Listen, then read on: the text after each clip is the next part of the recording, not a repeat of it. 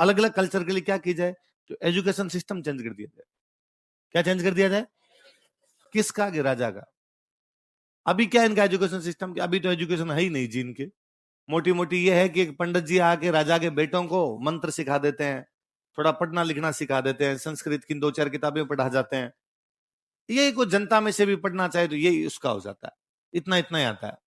तो कहा नहीं, अब राजाओं के बच्चों के लिए अलग से स्कूल होने चाहिए जहां पर अंग्रेज पढ़ाएंगे। कौन पढ़ाएंगे? उस राजकुमार को बचपन से तैयार किया जाए और उसे बताया जाए कि तू जनता से अलग है, तू जनता के बीच का नहीं है, तू भगवान से डायरेक्ट भेजा हुआ एक बंदा है। पहले उसको अलग से स्कूल में यहां पढ़ाएंगे, फिर उसको हायर एजुकेशन के लिए भेजेंगे लंदन।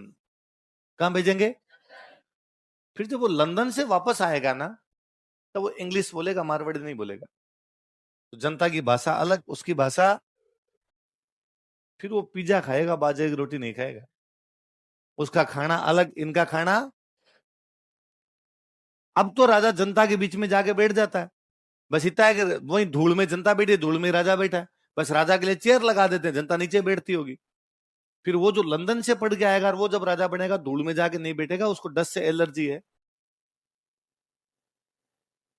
अभी गेम क्या है इनकी, क्या खेल खेलते हैं? अपने यहां खेलते हैं सतोलिया, सतोलिया समझते हो? सतोलिया या चौपड़ पास से खेलते, चौपड़ पास है, सतोलिया है, कबड्डी है, इस प्रकार गेम है ना। फिर वो जब राजा बाहर से आएगा ना, वो क्रिकेट खेलेगा। क्या खेलेगा? भारत में क्रिकेट राजाओं का शुरू किया हुआ गेम है। आप कभी नोटिस कीजिए, भारत में क्रिकेट के 2 बड़े टूर्नामेंट होते हैं, रणजी ट्रॉफी और दिलीप ट्रॉफी। नाम सुने हुए? दोनों राजा थे, महाराजा रणजीत सिंह, महाराजा दिलीप सिंह। तो महाराजा रणजीत सिंह के नाम पे रणजी ट्रॉफी, महाराजा दिलीप सिंह के नाम पे सैफ अली खान के पिताजी राजा थे, Nawab Ali Khan Pataudi, Indian cricket team के कैप्टन थे। अपने यहाँ पे सारे राज सिंह डूंगरपुर, हनुमंत सिंह बांसवाड़ा, सारे राजा महाराजा थे भाई। और टाइम फ्री किसके पास पड़ा था भाई? 2020 तो अब आया है, पहले खाली टेस्ट मैच होते, और वो भी 6 दिन का। कितने दिन का? तो जनता के पास तो 6 दिन खाली पड़े नहीं थे, खेत में काम करना होता है। राजा फ्री था, राजा का खेल। इसलिए ना आप कभी पुराने मैच देखो, बहुत पुराने मैच देखो, उनमें फील्डिंग का कोई रोल नहीं होता था। अभी होते हैं कि भाई फील्डर्स भी पूरी मेहनत करते हैं। पहले यह था कि भाई बॉल गई तो जाने दे, पीछे नहीं भागते, क्योंकि राजा पीछे थोड़ी भागेगा। इसलिए बाहर कुछ लड़के खड़े होंगे, बाहर चली गई तो वो फेंकेंगे बॉल बॉय। क्या बोलते? कुछ बॉय खड़े हैं बाहर बॉल फेंकने के लिए, तो राजा का निकल गई, ठीक है फेंक दे रहे उधर से। राजा भागता नहीं था, राजा लगा मैं बॉल के पीछे भागू मत। अब राजा का गेम था गोल्फ। राजा गेम क्या था? क्यों? गोल्फ के लिए एक बहुत बड़ा मैदान चाहिए, वो राजा के पास ही हो सकता है। गेंद लाने के लिए 10-12 आदमी चाहिए, वो राजा के पास ही हो सकते हैं। अब राजा का गेम था पोलो। क्या गेम था?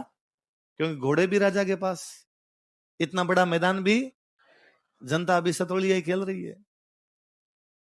इसलिए कहा राजा और जनता के इस कनेक्शन को तोड़ने के लिए राजा महाराजाओं के बच्चों के लिए क्या होना चाहिए? अलग से स्कूल, अलग से क्या होना चाहिए? कॉलेज।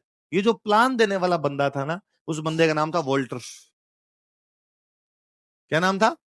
तो इसको बोलते ही क्या है? Walter plan. क्या बोलते हैं? 1869 में आया था। कब आया था? वोल्टर नाम का एक अंग्रेज अधिकारी है, इंग्लिश ऑफिसर, और उसने कहा था कि राजा महाराजाओं के बच्चों के लिए अलग से स्कूल होने चाहिए, अलग से क्या होने चाहिए? कॉलेज। ऐसा कब कहा उसने? 1869। और ऐसा पहला कॉलेज अपने राजस्थान में बनाया गया 75 में। कब बनाया गया? अजमेर में मेयो कॉलेज। अजमेर में कौन सा कॉलेज बना दिया गया? अंग्रेजों का एक गवर्नर जनरल था, उसका नाम था लॉर्ड मेयो। क्या नाम था? उस लॉर्ड मेयो के नाम पर कॉलेज का नाम क्या किया गया? अजमेर में मेयो कॉलेज है, नाम सुना होगा। ये राजाओं के लिए था, राजा महाराजाओं के बच्चे पढ़ते थे, पहले यहां पढ़ा करते, बाद में हायर एजुकेशन के लिए इनको कहां भेजते थे? पहले बड़ी बात। और ये सबसे अच्छा सिस्टम है, किसी भी देश को उसकी जड़ों से काटना हो तो उनके एजुकेशन को क्या कर दिया जाए। फिर में कौन सा कॉलेज स्थापित किया गया? कौन सा कॉलेज? लॉर्ड मेयो, अंग्रेजों का एक गवर्नर जनरल था, उसके नाम पर इस कॉलेज का नाम क्या रखा गया? 2016 के प्री में क्वेश्चन था, उस अंग्रेज अधिकारी का नाम बताओ जिसने ये रिकमेंड किया कि राजा महाराजाओं के बच्चों के लिए अलग स्कूल तथा अलग कॉलेज होने चाहिए। वोल्टर। कौन था? कॉलेज जिसके नाम पर खुला वो अधिकारी कौन था? कौन था? मेयो। अच्छा, अंग्रेजों ने एक चीज और नोटिस की। अंग्रेजों में जो व्यापारी थे, व्यापारी भारत का जो मर्चेंट क्लास था, जो व्यापारी थे, उन्होंने अंग्रेजों का साथ दिया क्रांति। क्योंकि व्यापारी को हमेशा चाहिए होती है शांति। क्या चाहिए होती है भाई? बिजनेस ज्यादा कहां पर होगा? जहां लड़ाई दंगे ज्यादा होते हैं, जहां शांति होती है। आपको लगता है कि कोई इधर अफ्रीका साइड में जाके बिजनेस कर ले? दिल्ली कोई ना कोई पंगा हो जाता है, कोई ना कोई आगे मार देता है। शांति रहती है वहां पर, बिजनेस ढंग से हो जाता है। इसलिए यूपी बिहार के अंदर बीच में लड़ाई झगड़े भयंकर होने लगे, इसलिए बिजनेस स्टेब्लिश ही नहीं हुए। हर काम भी जी शांति के अंदर ही होता है। कोई दूसरा काम, मैं कहता हूं आज भारत में आईएएस लगते हैं ना, जो उनकी पहली चॉइस होती है राजस्थान मिल जाए। क्या मिल जाए? शांति है। कोई परेशान करता, कोई चाहता है कि कश्मीर ले लूं, लता श्याम को लटका जाएंगे। कोई बिजनेसमैन राजस्थान बिजनेस कर लेता है, कोई सोचेगा श्रीनगर जाके दुकान खोले? और ये रहने दो, भूखे मर लेंगे, घर रह जाएंगे, लेकिन उधर जाना। तो पहली शर्त क्या होती है किसी भी व्यक्ति की? व्यापारी को ज्यादा अच्छी, क्योंकि व्यापार के लिए तो शांति चाहिए होती है। अंग्रेजों ने और कुछ दिया नहीं दिया, शांति तो स्थापित की। अंग्रेजों के आने के बाद बाहर से होने वाले सारे हमले क्या हो गए? बंद। आपस की लड़ाइयां उन्होंने संधि करके क्या करवा दी? बंद। इसलिए व्यापारियों को लगता था हमारा व्यापार किसके टाइम में ज्यादा अच्छा है? अंग्रेजों के। तो क्रांति में व्यापारियों ने किसका साथ दिया? इसलिए क्रांति के बाद अंग्रेजों ने व्यापारियों को पूरा प्रोटेक्शन दिया। तुम्हें और कोई चिंता करने की आवश्यकता नहीं, हम तुम्हारा और खूब सारा ध्यान रखेंगे। ये तो शांति वाली बात तो है, तो वो तो पहले ही थी। और क्या एक्स्ट्रा आप उनको एडवांटेज दे सकते हो? तो अंग्रेजों ने कहा कि भाई व्यापारी को क्या चाहिए कि उसका जो माल तैयार हो गया फैक्ट्री में फटाफट बिक जाए, और रॉ मटेरियल यदि उसको कुछ चाहिए वो फटाफट उसकी फैक्ट्री तक आ जाए। इसके लिए क्या चाहिए? ट्रांसपोर्टेशन। तो अंग्रेजों ने खूब ट्रांसपोर्टेशन, रेलगाड़ी लेके 1853 में पहली रेल आई थी, उसके बाद उन्होंने रेलगाड़ियों का अंबार बिछा दिया था पूरे भारत के अंदर। अब हम कहते हैं रेलगाड़ी वो अंग्रेज अपने फायदे के लिए लाए। अंग्रेजों का फायदा यह था कि 57 की क्रांति में अंग्रेजों को बड़ा जोर आया क्रांति दबाने में। आज क्रांति कानपुर में, आज लखनऊ में। अब कानपुर से लखनऊ जाओ कैसे? आज लखनऊ में, परसों ग्वालियर में, अब लखनऊ से ग्वालियर जाओगे कैसे? तो अंग्रेजों का रूट बनाओ ताकि इधर से उधर फटाफट जाया जाए। तो अंग्रेज भले अपने फायदे के लिए लेके आए थे, पर उसका इनडायरेक्टली एक फायदा व्यापार को भी तो हुआ। अंग्रेजों की गाड़ियां जाएगी तो बाकी लोग भी तो गाड़ियां लेके जा सकते हैं। तो व्यापारियों को ट्रांसपोर्टेशन मिला। क्या मिला? फिर अंग्रेज लेके आ गए टेलीफोन, फिर अंग्रेज लेके आ गए डाक, फिर अंग्रेज लेके आ गए टेलीग्राम, तार, कम्युनिकेशन लेके आ गए थे। अब मान लो मैं यहाँ जयपुर बैठा हूं, मुझे कलकत्ता से सामान मंगवाना है। पहले मेरे पास क्या तरीका था?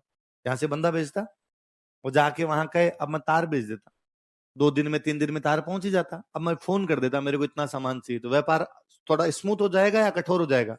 किसका विकास किया गया बताओ? यातायात और भाई एक तो अंग्रेजों ने लेके, फिर जैसे आपने कह सकते हैं सर राजस्थान में तो अंग्रेजों का राज ही नहीं था, तो अंग्रेज यहाँ पे कैसे लाते? राजाओं के साथ में संधियां थी, तो अंग्रेजों ने राजाओं को कहा कि रेलवे लाइन बिछाओ। इसलिए अपने राजस्थान के अंदर ज्यादा जो बड़े बड़े शहर है उनमें राजाओं के टाइम की रेल है। कि जब राजाओं का टाइम था तभी रेल आ गई थी, और रेलवे का अंग्रेजों ने खूब डेवलपमेंट किया था। आप देख लो, अंग्रेज जब गए थे ना, तब हमारे देश में 45,000 किलोमीटर रेलवे लाइन थी। कितनी थी बताओ? कितनी? 45,000। अब है 60,000। अब कितनी है? हमने और कितने की? भयंकर की 15,000। अंग्रेज केवल कितनी से? 45। अब ठीक है, हमने उन सिंगल लाइन को डबल लाइन में चेंज किया, है ना, वो अलग कई टेक्नोलॉजिकल जो किए वो किए, पर ज्यादातर रेलवे वो बिछा गए थे। आप तो ना कभी हिमाचल प्रदेश घूमने जाना, आप नौकरी लग जाओ तब कभी शिमला घूमने के लिए जाना, और तब आपको लगेगा अंग्रेज क्या करके गए हमारे देश में।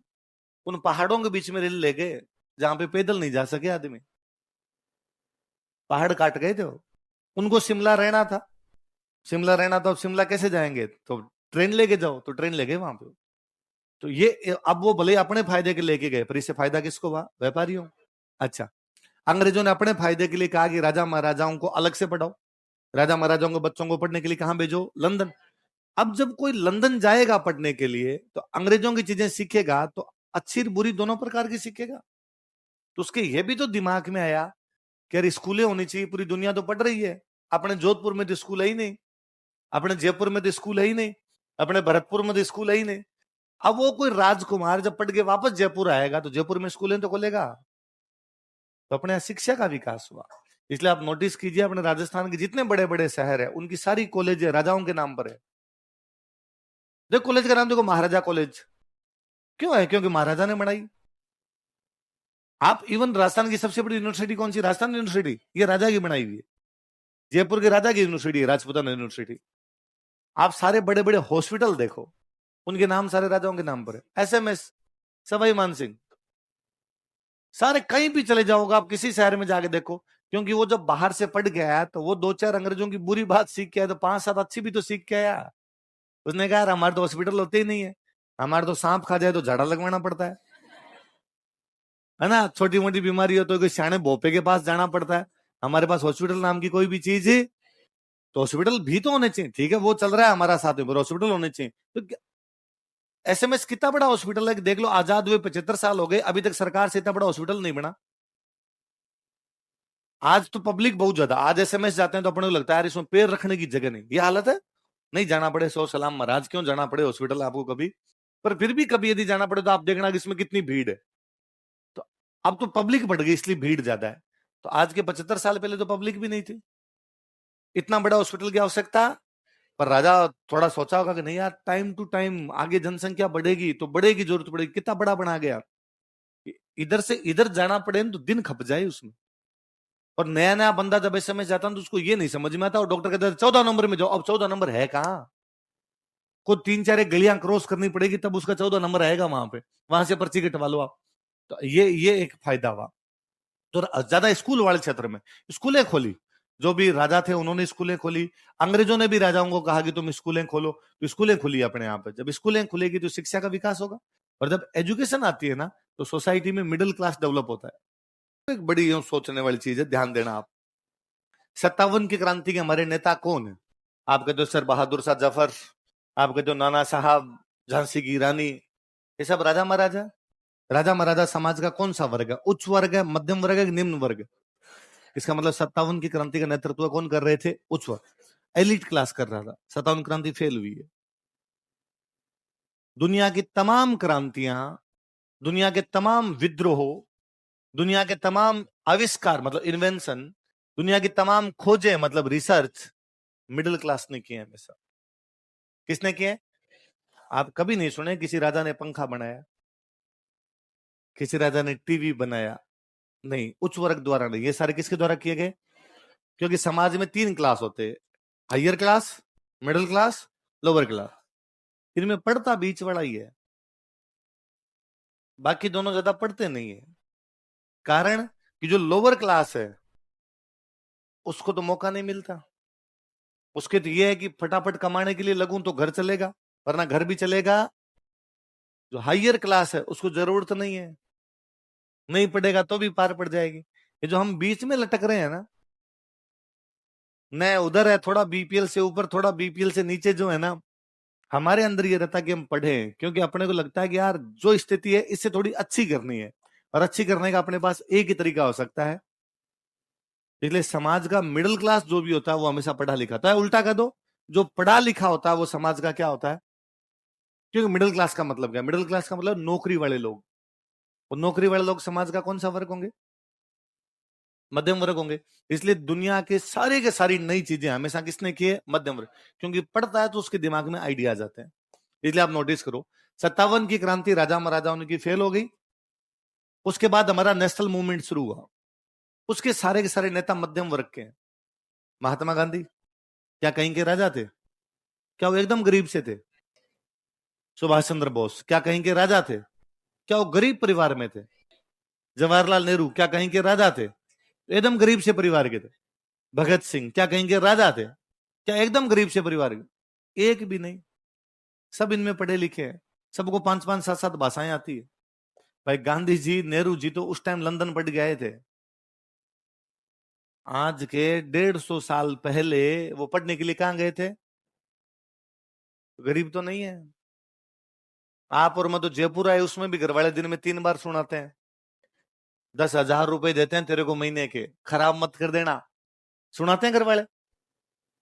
वो तो आज 150 साल, अब आप सोचो 150 साल पहले अपने दादाजी कहां थे?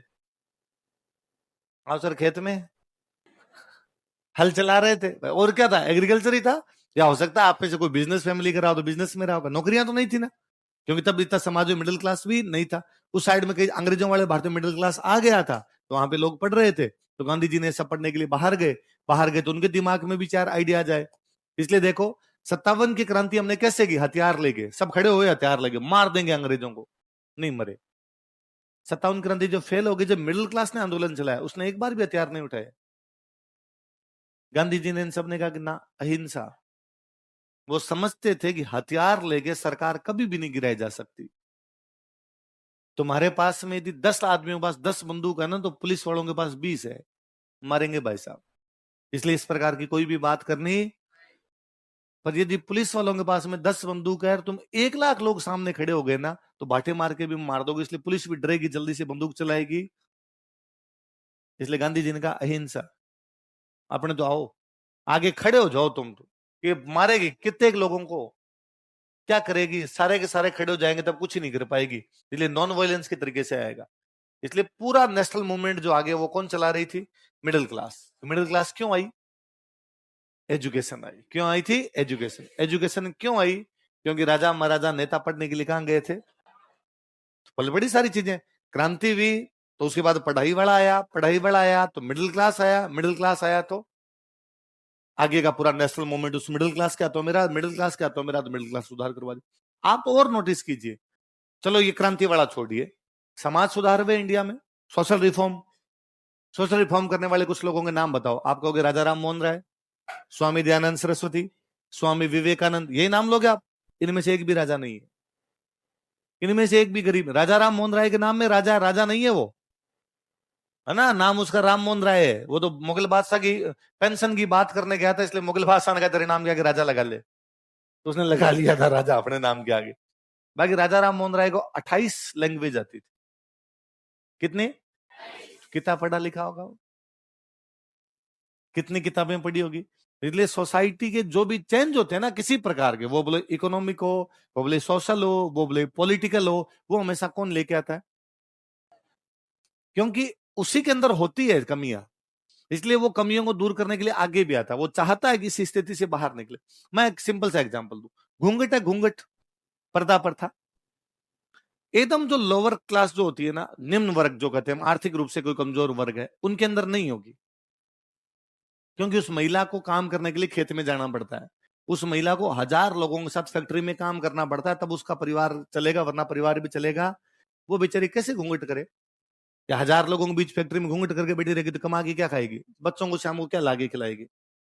एकदम जो हायर क्लास है, आपने कब देखा कि नीता अंबानी घूंघट में घूमती है, या मोदी जी जब अंबानी जी घर जाते हैं तो बाहर से कहते हैं है ना, और नीता अंबानी घूंघट खींच लेगी, जेठ जी आ गए, जेठ जी आ गए, नहीं है ना। पर आपकी मेरी मम्मी तो कर रही है, क्योंकि मिडिल क्लास है। सारे नियम कानून कायदे जो लागू होते हैं वो किस पे लागू होते हैं, मिडिल क्लास पे लागू होते हैं। हम जिस दिन इससे बाहर निकलते हैं उस दिन सबसे पहले घूंघट छोड़ते हैं। जैसे हायर क्लास के अंदर जाता है, इस प्रकार की सामाजिक परंपराएं धीरे धीरे क्या होने लग जाती है, समाप्त। तो वो उसके लिए प्रयास भी, इसलिए ये प्रथा, अब इसके खिलाफ भी कोई कल को मान लो आंदोलन चले, अब हालांकि अब तो मैं हमेशा कहता हूं तो पर्दा प्रथा बची नहीं थी, लगभग लगभग समाप्ति हो गई, कोई थोड़ी बहुत बची है, पर फिर भी चले तो कौन चलाए, क्या उच्च वर्ग का व्यक्ति चलाएगा, है ही नहीं उसके, उसको क्या पता क्या होती है। तो फिर तो कोई अपनी महिलाएं खड़ी होगी होगी भाई साहब आज रखे निकल रखे, क्योंकि वो करती है तो वो जानती है इसका। तब सती प्रथा थी भारत में, तो सती प्रथा का आंदोलन चलाया राजा राम मोहन राय। कोई बाल विवाह है तो उसके लिए आंदोलन चला रहा है केशव सुंदर सेन। कोई विडो रीमैरिज करनी है, आंदोलन कौन चला रहे हैं, ईश्वर चंद्र विद्यासागर, क्योंकि पढ़े ईश्वर चंद्र विद्यासागर। विधवा विवाह तो जानते हो आप, भाई अपने विडो की शादी करते नहीं थे। ईश्वर चंद्र विद्यासागर ने आंदोलन चलाया कि विडो रीमैरिज की जानी चाहिए। लोगों ने कहा क्यों की जानी चाहिए, अब तक नहीं करते थे, बाप ने नहीं की, दादाओं ने की, परदादाओं ने की, 10 पीढ़ी में नहीं की, अब क्यों करने। वो आदमी किताब निकाल के लाया था भारत की एक पुरानी पाराशर स्मृति, कौन सी, और कानून की स्मृति ग्रंथ हमारे कानून किताब है। उसने कहा ये देखो इसमें लिखा हुआ है, तुम्हारे 1000 साल पहले किताब चलती इसमें लिखा हुआ है कि ये होने पर, ये होने पर, ये होने पर, ये होने पर, ये होने पर महिला दूसरी शादी कर सकती है। इसका मतलब 1000 साल पहले तो कर रहे थे, 1000 साल में नहीं की इसलिए तुम्हें याद नहीं, जो पहले कर रहे थे अब भी करनी चाहिए। तो पढ़ा लिखा था तभी तो किताब निकाल रहा है।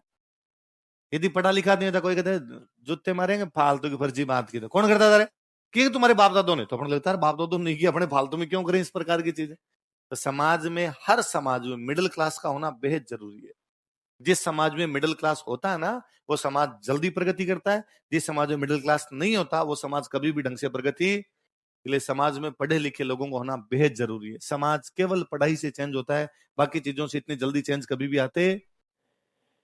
मैं तो हमेशा, अभी आप तो ना अभी के वर्तमान दौर में देखो, अंग्रेजों का जब राज आया था ना, हिंदू पढ़ने लिखने लग गए थे, हिंदू स्कूलों में जाने लगे, कॉलेजों में जाने लगे, इसलिए हिंदुओं को नौकरियां मिली, हिंदू थोड़े पढ़ाई में भी ढंग कर गए, इसलिए हिंदुओं में मिडिल क्लास बहुत जल्दी आया। इसलिए मैं जिन नेताओं के नाम बता रहा था, सारे हिंदू नेता है, मिडिल क्लास के नेता है। मुसलमानों में मिडिल क्लास डेवलप नहीं हो पाया, इसलिए मुसलमानों में समाज सुधार आज भी पेंडिंग पड़े हैं। हिंदुओं के समाज सुधार हो गए, अंग्रेजों के टाइम में करवा लिए, सती प्रथा, विधवा विवाह, बाल विवाह सारे कर गए, थोड़े बहुत बचे हुए थे। एक हिंदुओं में शानदार पढ़े लिखे आदमी है, डॉक्टर भीमराव अम्बेडकर।